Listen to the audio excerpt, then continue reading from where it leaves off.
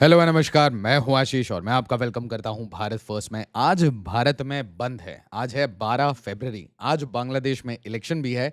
BSF ने पूरे waste Bengal के बॉर्डर पे और पूरे इंडिया बांग्लादेश बॉर्डर पे एक हाई अलर्ट इशू कर रखा है और इसके बीच में भारत में एक मैसिव मैसिव बंद है। 30 करोड़ भारतीय वो सेंट्रल गवर्नमेंट से नाराज हैं, नाखुश हैं। सेंट्रल गवर्नमेंट की जो पॉलिसीज हैं उसके अगेंस्ट ये स्ट्राइक है। इसमें पॉलिटिकल पोलराइजेशन भी इन्वॉल्व है, बट जो ग्रीवेंसेस हैं उसे समझना पड़ेगा कि अचानक से इतने सारे ट्रेड यूनियंस जिसमें कि लेबरर्स हैं, वो लेबरर्स जो ऑर्गेनाइज भी हैं, वो लेबरर्स जो कि गिग वर्कर्स भी हैं, इसके साथ साथ जो हमारे फार्मर्स हैं, इसमें बड़े फार्मर्स भी आ जाते हैं और साथ ही साथ पीजेंट्स भी आ जाते हैं। इसके साथ बैंकिंग एम्प्लॉइज, ये वो बैंकिंग एम्प्लॉइज हैं जिन्हें डर है कि भाई उनकी नौकरी पे अब कितना प्रेशर आएगा। भारत सरकार की ऐसी बहुत सारी पॉलिसीज हैं जिसको लेकर ये एक कंबाइंड एक्शन की तरह, एक कंबाइंड प्रोटेस्ट की तरह, और इसे भारत बंद बोला जा रहा है। आप समझिए, अगर ये नंबर, जिस तरीके से ये नंबर बताया गया, 30 करोड़ का नंबर, 600 डिस्ट्रिक्ट, अगर इसका 10% भी दिख जाता है ना रोड पे, 10% मैं कह रहा हूं, तो that will be very huge. और इसीलिए मैं कह रहा हूं कि सिर्फ इंडो यूएस ट्रेड डील की बात नहीं है। कोर इश्यूज कहीं ना कहीं मनरेगा को जाके हिट कर रहे हैं, कहीं जाके बैंकिंग को हिट कर रहे हैं, कहीं जाके गिग वर्कर्स को हिट कर रहे हैं, कहीं जाके लेबरर्स को हिट कर रहे हैं। तो आप समझिए कि आपकी स्टील फैक्ट्रीज, आपके रोड्स, हर जगह ये डिसरप्शन आपको दिखेगा अगर इन क्लेम्स को माना जाए तो यहां पे नेशन वाइड भारत बंद है 12 फरवरी। और ये कौन कर रहा है एक साथ? तो सेंट्रल जो ट्रेड यूनियंस हैं और फार्मर ऑर्गेनाइजेशन, ये मिलके कर रहे हैं। संख्या बताई जा रही है 30 करोड़ लोगों की पार्टिसिपेशन देखी जाएगी। अगर 30 करोड़ लोग पार्टिसिपेट करते हैं, आप समझिए इसका मतलब क्या होता है। इसका मतलब मैसिव डिसरप्शन। तो मतलब आप मार्केट्स नहीं जा पाएंगे, आप रोड पे ट्रैवल नहीं कर पाएंगे, लोग बाहर आएंगे और बाकी लोग they will just not work as a sense of protest. बहुत सारे लोग बाहर जाना अवॉइड करते हैं, बट वो काम नहीं करेंगे। इसका मतलब आपकी जो एसेंशियल सर्विसेज हैं, आप जो डिलीवरीज देखते हैं, वो डिले होंगे। तो लेट्स सी, आप मुझे कमेंट में जरूर बताएगा क्या आप किस स्टेट से हैं, किस स्टेट में आपको डिसरप्शन दिख रहा है, किस डिस्ट्रिक्ट से हैं। क्या आपके पास ऐसी कोई खबर है कि डिसरप्शन है, पर्टिकुलरली किन स्टेट्स में ऐसी डिसरप्शन दिख रही है? ये कमेंट में जरूर डाल दीजिएगा और वीडियो को ज्यादा से ज्यादा लाइक करिए, शेयर करिए, हाइप करिए, चैनल को सब्सक्राइब करिए। अब भाई यहां पे जो कोर मुद्दा है वो है लेबर कोड्स। तो ये बड़े सारे कॉम्प्लिकेटेड लेबर लॉज को कंपाइल करके 4 लेबर कोड में एक तरीके से मॉडर्नाइजेशन का मूव दिखाया गया। बट यहाँ पे जो लेबर यूनियंस हैं, इनका ये कहना है इससे कुल मिला के जो एम्प्लॉयर्स हैं उनको बहुत ज्यादा राइट्स मिल गए हैं और वो आराम से हायर एंड फायर कर सकते हैं। इसके कारण उनके पास कोई जॉब सिक्योरिटी नहीं है और साथ ही साथ सोशल सिक्योरिटी की कमी होने के कारण वो अपनी फैमिलीज को सपोर्ट नहीं कर पाते। तो आपने जितने भी पुराने लॉज हैं, अब वो 29 हों, 44 हों, उनको आपने कंबाइन करके जो 4 कोड्स में कन्वर्ट कर दिया है, उसके कारण एक परेशानी है। दूसरा इशू है ये जो ग्लोबलाइजेशन है। हम किस कंट्री से क्या डील कर रहे हैं और उसका इंपैक्ट एग्रेरियन इकोनॉमी पे क्या आ रहा है, इसको लेके बड़ी सारी एआई की वीडियोस भी राउंड कर रही हैं। बहुत सारी कंफ्यूजन है इंडो यूएस ट्रेड डील को लेकर। बार बार अमेरिका अपने जो फैक्ट शीट्स हैं उसको चेंज कर रहा है। जिस चीज पे भारत में ऑपोजिशन हो रहा है उसे अचानक से अमेरिका हटा देता है। तो बड़े सारे ऐसे क्वेश्चंस हैं और अभी इंटरिम बातें हुई हैं। जो फाइनल डील आएगी वो कैसी आएगी, किस शेप में आएगी, अमेरिका के को कितना एक्सेस मिलेगा, क्या अमेरिका के एग्रीकल्चरल गुड्स वो भारत के एग्रीकल्चरल गुड्स से कंपीट करेंगे, क्या अमेरिका के, और मैं नहीं मानता कि इतने आराम से अमेरिका के महंगे एग्रीकल्चरल गुड्स वो आराम से इंडियन मार्केट्स को फ्लड कर सकते हैं। It is not competitive, but फिर भी किस सेक्टर में एंट्री हो रही है, किस सेक्टर में एंट्री प्रोहिबिटेड है, ये जब तक क्लैरिटी से बाहर पब्लिक डोमेन में नहीं आता तब तक ये बोलना मुश्किल है। इसके साथ साथ एक चीज समझिए कि यहां पे एक तरीके से बताया जा रहा है एग्रीरियंस के द्वारा कि भाई हमें मार्केट एक्सेस नहीं देना, एग्रीकल्चरल मार्केट एक्सेस नहीं देना, हमें रिफॉर्म्स इसमें नहीं चाहिए। और इसमें जो फियर है वो है ग्लट की, कि अगर हमारा जो सामान है वो सस्ता पड़ गया, अगर हमारा सामान नहीं बिका तो हमारी डायरेक्टली फैमिलीज वो हिट होंगे। इसके साथ एक और इशू है कि भाई ये जो ओल्ड पेंशन स्कीम है, मनरेगा है, सोशल सिक्योरिटी के मेजर्स, इसके ऊपर वापस लौट जाइए। तो आप देखेंगे कि ओल्ड पेंशन स्कीम और मनरेगा के ऊपर बातचीत जो है ये काफी राहुल गांधी करते हैं, भारत के लीडर ऑफ ऑपोजिशन। इसके साथ साथ जो बैंकिंग एम्प्लॉइज हैं उनको डर है, बहुत बड़ा डर है। और देखिए ये डर क्यों आ रहा है, क्योंकि भारत सरकार 2016 से एक बात कर रही है कि हमें जो बैंक्स हैं उसको बड़ा बनाना है। We want big banks, global banks. और इसके कारण जो छोटे बैंक्स हैं उनको मर्ज किया जा रहा है। जब भी मर्जर का ऑपरेशन कहीं पे भी होता है तो इसका मतलब 2 एम्प्लॉय की जगह 1.5 एम्प्लॉय काम करते हैं, 4 एम्प्लॉय की जगह 3 एम्प्लॉय काम करते हैं, और एक कंबाइंड जो यूनिट बनती है, एक बैंकिंग की एक सिंगल एंटिटी बनती है, और ये पर्टिकुलरली मैं पीएसयू की बात कर रहा हूं, तो वहां पे जॉब की छटनी होगी और जो लोग हैं उनके ऊपर मैक्सिमम प्रेशर होगा।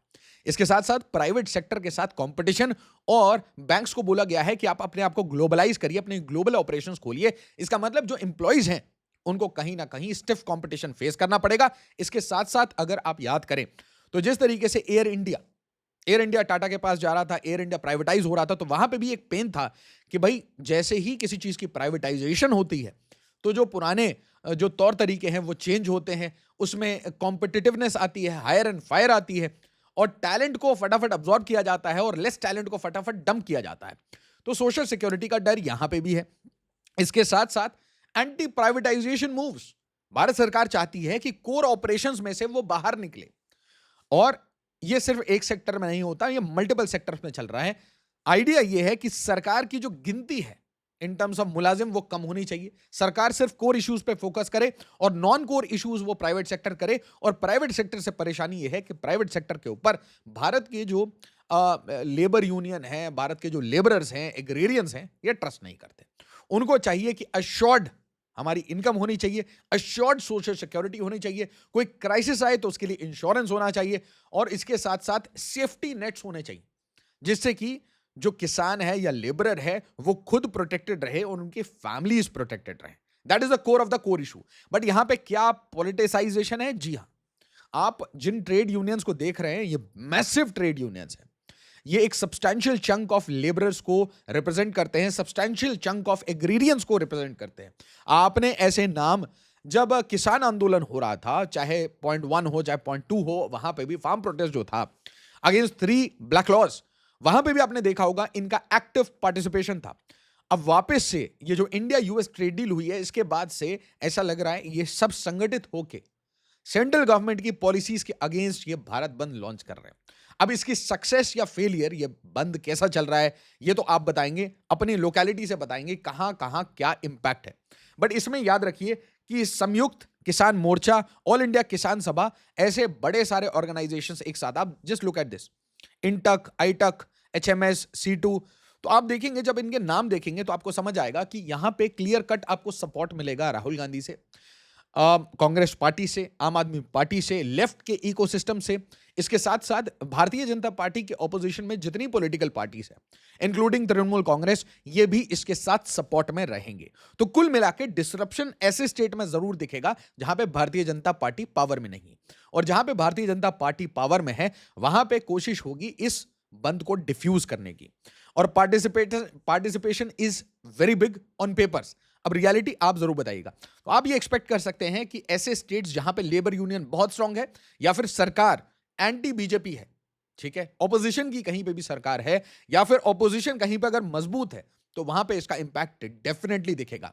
अब क्या इसका इंपैक्ट एसेंशियल सर्विसेज पर पड़ेगा, रेल पे पड़ेगा, रोड पे पड़ेगा? जस्ट इमेजिन, पूरे लॉजिस्टिक्स पे पड़ेगा।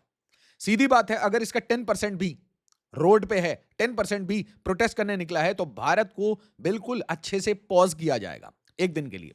तो बसेस, लोकल ट्रेन, ये बिल्कुल अफेक्ट होंगे। आप देखेंगे आज दिन में कोशिश की जाएगी रेल को रोकने की, एटसेट्रा एटसेट्रा। और मैं आपसे रिक्वेस्ट करूंगा कि ऐसी चीजें मत करिए, एसेंशियल सर्विसेज को ब्लॉक मत करिए। जो भी प्रोटेस्ट है, जो भी ग्रीवेंसेस हैं, उसको रखिए, पीसफुल प्रोटेस्ट करिए। और हाँ, मोस्ट इंपॉर्टेंटली, ऐसे प्रोटेस्ट कभी भी वायलेंट नहीं होने चाहिए। भारत हमारा देश है, इंफ्रास्ट्रक्चर भारत का हमारा है, ये टैक्स पेयर मनी से बना है, इसीलिए अपनी ग्रीवेंसेस रखने का सबके पास फंडामेंटल राइट है।